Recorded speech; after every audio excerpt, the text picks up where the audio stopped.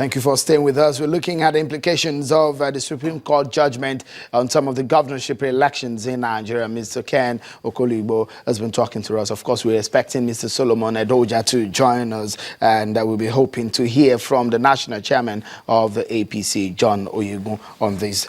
Tell me, with all of this, your party looks like there's going to be a NEC meeting next week, yes, of your party, and one is not oblivious of the fact that this may be from owing to the fact the judgment that we're seeing. But then, with the states that you have a bad outing in 2015 general elections, how do you think that your party can stand tall as an opposition party in the face of all of this that is on the ground?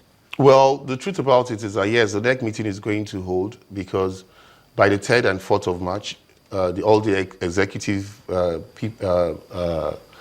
positions will be vacant, because, I mean, from the ward level to the state level and to the national level.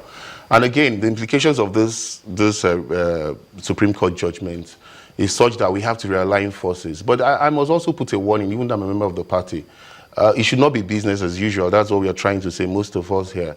A situation whereby you allow the governors just give out the forms of party executives to their cronies, like you should put it that way, I shouldn't hide it, to write out who becomes the youth leader, who becomes the woman leader, because he believes that these people are not going to be loyal to him. It's one thing that's been killing the party.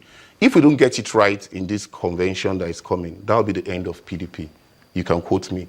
If we don't go and allow party members to go to the field and choose popular candidates who can become ESCO members, because you see, the problem we had as a party was internal democracy. Sheung, that is the biggest problem we had. That is one thing that finished us. We presented a lot of unpopular candidates also because of a lot of godfatherism and favoritism. So if we can do the Congress according to the letter of the Constitution, I know because of the privileged information I have that the Constitution is being tinkered with a bit, and that's why the guidelines have not come out. If those guidelines come out, it will help us, because you know now we have a situation at hand. Gulak had declared himself the chairman of the party, and there's a court order which is subsisting, which is that we must have an acting chairman from the Northeast.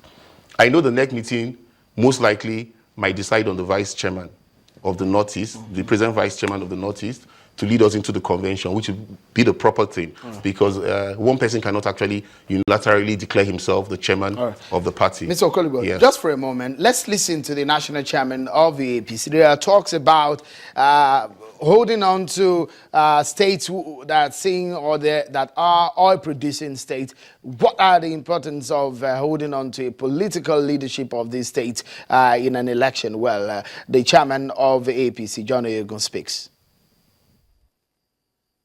To my expectation as a person, to the party's expectations, to even the expectations of Nigerians generally, that there's no doubt about, then it calls for worry.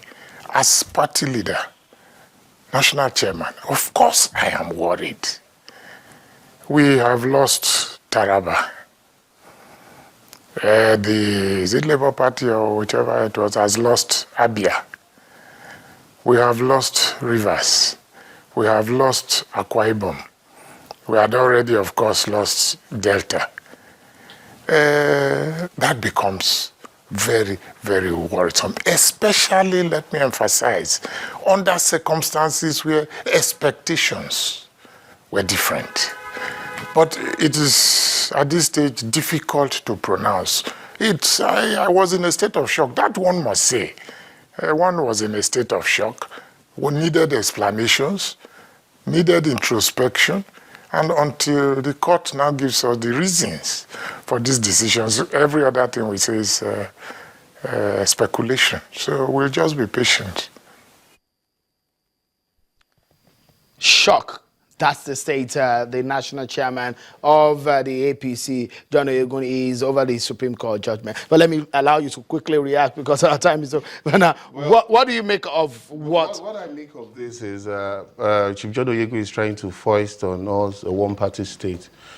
He has almost 26 governors, or So, or 22, 22 22, or 23 governors, or yeah. 23 governors. He should be satisfied with 22 or 23 governors.